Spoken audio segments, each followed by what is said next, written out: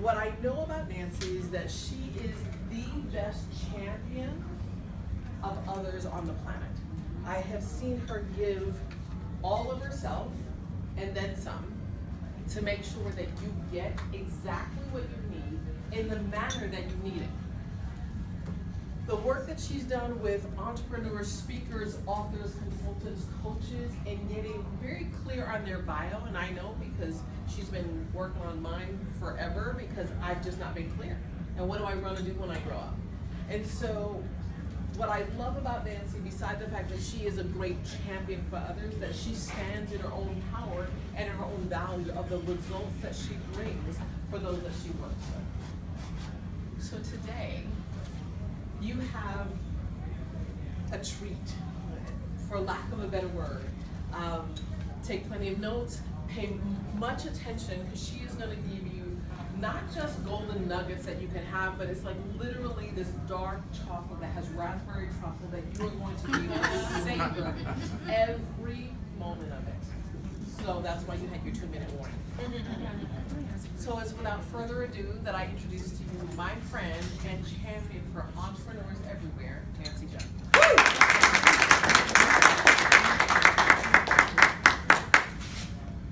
Thank you so much for such a warm reception. It's really great to be back here at eWomen. I was a member back in 2007 and had the good fortune to speak on the international stage in Dallas and have shared the stage with Brendan Burchard, Lisa Sasevich, and Adam Urbanski. These are some of the leaders in the transformational coaching industry, and so it's really a wonderful opportunity for me. It's sort of a full circle moment to come right back home to Bellevue, where I live, to have the opportunity to speak to all of you today. How many people here would like to take their place on bigger stages? Yes. No.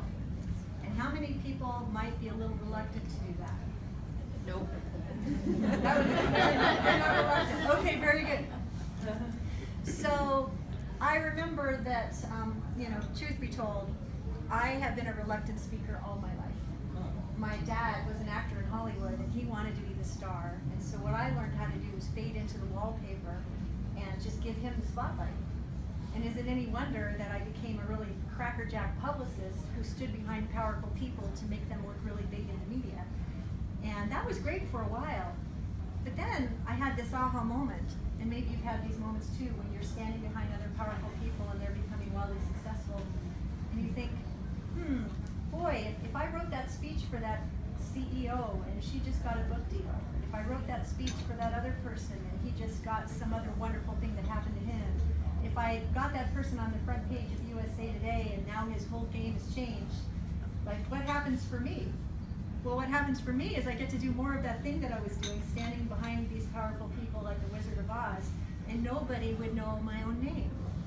And so I thought to myself, what would happen if I put myself first and got known and paid for what I do? And so my question to you is, what would happen for you if you put yourself first and got known and paid for what it is that you do? How much more could you contribute to the world? How much more impact could you make? How much more revenue could you bring back to your bottom line? And would those be wonderful outcomes? Yes? Yes. So I had a coach and he said to me, Nancy, I know you're a reluctant speaker. And I said, I am so reluctant. Speaking of which, did you know that among the things that people on earth fear the most, there's heights, there's death, there's spiders, and there's public speaking. And I think I was very afraid of it. And I heard a few people say they were not afraid, and some of you are very afraid, and we're all, but I was a reluctant speaker. So this coach I was working with way back when, he said, Nancy, you have the potential to be very successful, but if you don't learn how to speak in front of groups, one arm of your success will be behind your back. Are you happy with those odds? And I said that I wasn't. And so what ended up happening, and this is a true story, is the women business owners of Seattle invited me to come and speak on their stage. And I was not a speaker. I was a reluctant speaker. I had a lot of information in my head, but I may not be, I was nervous. No doubt about it. So I said, yes, I'll happily speak on your stage. So I wrote the PowerPoint and I did the presentation and I practiced in my room and I got the butterflies out. And then I show up at the event and there's a whole big room of people, and I took the stage and there was a podium here and I did my thing. I did the best that I could at the moment in time that I was standing there. So my real wake-up call came when the evaluations came back. And you know how everybody gets an opportunity to say how the speaker was and whether or not you'd recommend it for a future event, and you're hoping that it's going to be really good news? Has anybody ever wondered about that? Yes. Oh, yeah. So the evaluations come back and they let me read them. I have a heavy heart. And one of them says, I did not pay $45 and $10 for parking to go to an event to watch a speaker hold on to the podium for dear life, lean on PowerPoint like a crutch, and pray for the presentation to be over. Wow. Ouch. So I thought to myself, I took an opportunity before I was ready, and I paid the price. And I could have either been deep sixed by that and said I'll never speak again, or I could take some paths along the steps to mastery and learn to become a better speaker. So in the intervening years, that's what I have done. And I have had the good fortune to share the stage with some people with very big names, which humbles me and also encourages me that even the most reluctant speakers among us can step up and have what it is that they desire. And it's sort of like Orson Welles in that, you ever see that commercial from Palm Sign Wine? He says, we will serve no wine before it's time. Does anyone remember that? Yeah. Well, my wine has been brewing for a good long time. And I feel much more comfortable in front of an audience today, and I hope that you feel that. Do you feel that? Yeah. So the lesson that I have for you is that you need to get ready for opportunity before it knocks. And so I thought what I do is I tell you a couple of stories from the trenches in the short time that we have to give you the incentive to get ready to go. Because sometimes we're thinking, we are a speaker, we want to be a speaker, we want to be on bigger stages, we want to get better invitations, we want all of that, but maybe we're not even ready to take the call when the call comes. What if you were to change your mindset and say, I know that in the next week or two or three, someone with a very big name is going to tap me on the shoulder and invite me to be a guest on their television show, their radio program, their podcast, their telesummit, and when they call, I'm going to be ready. And because I'm going to be ready, I'm going to be able to show up like a rock star at hello, and they're going to guide me down the path to greatness and visibility and authority and credibility, and my whole game can change. Is everybody ready to do that? Yes. Yes. So here's what happened to me. Imagine this. I'm laying on a lounge chair in San Diego. It's sunny. I've got my Brene Brown book here. I've got my Oprah magazine over here. I've got my tall glass of refreshing iced tea with a mint leaf right over here, and the aroma is so intoxicating. And I'm thinking to myself, I'm going to sit on this lounge chair and just relax because I've earned it. I've been working really hard. But I've got my phone sitting there too. Because you know what? Something's going to happen. I don't know what. Something's coming and I don't know what. And so I'm laying there and I'm thinking, and the phone rings.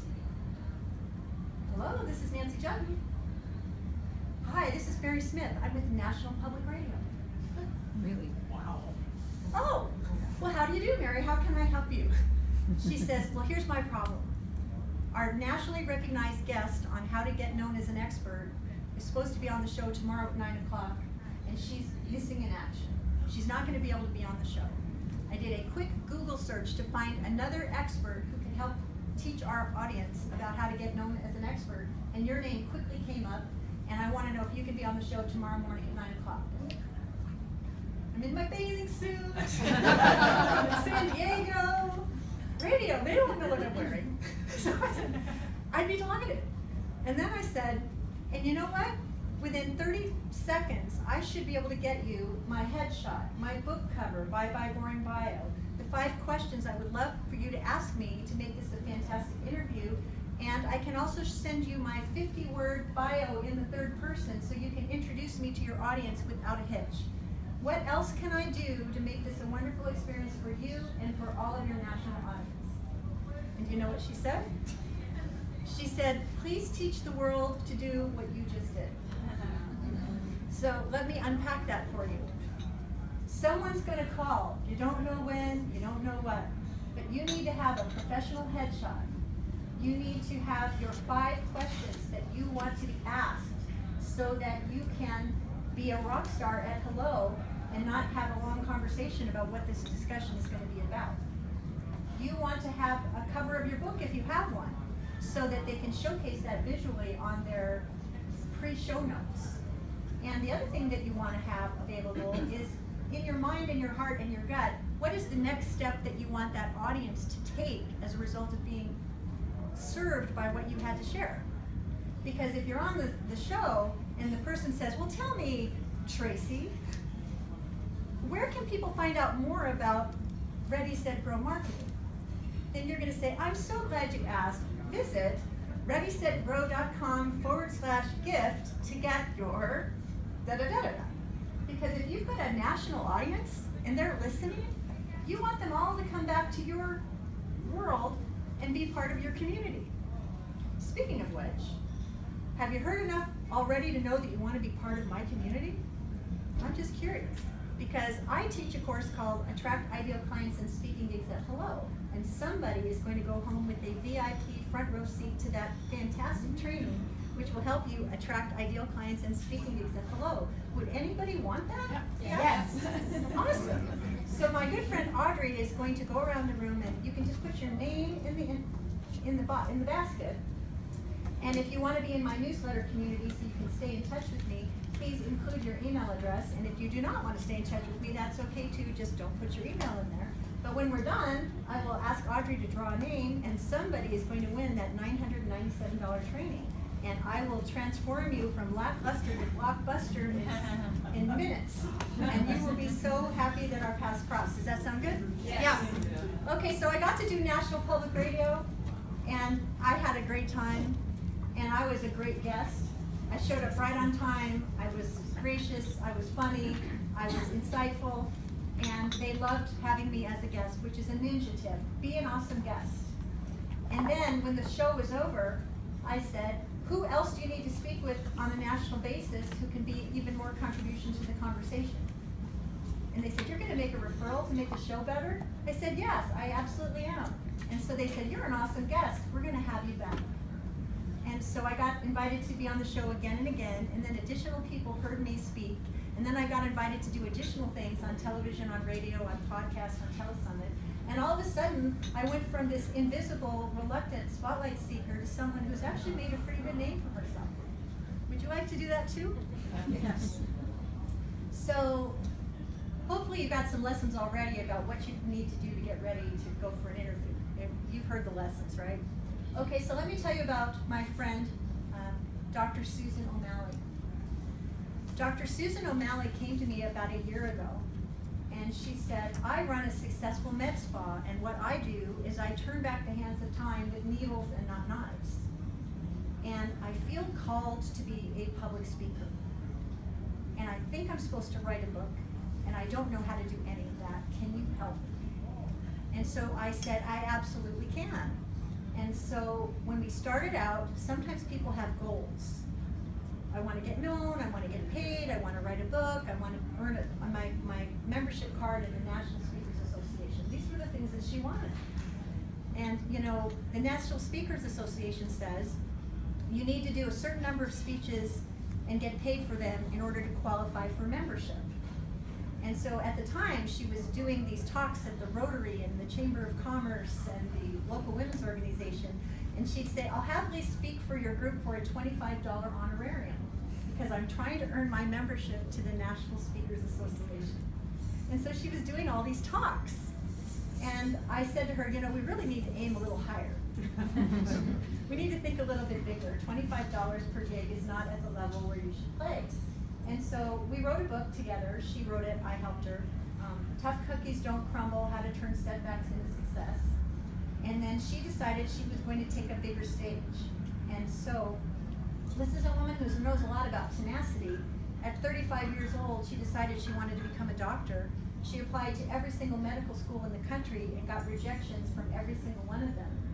And then she decided she wanted it enough that she would apply the next year.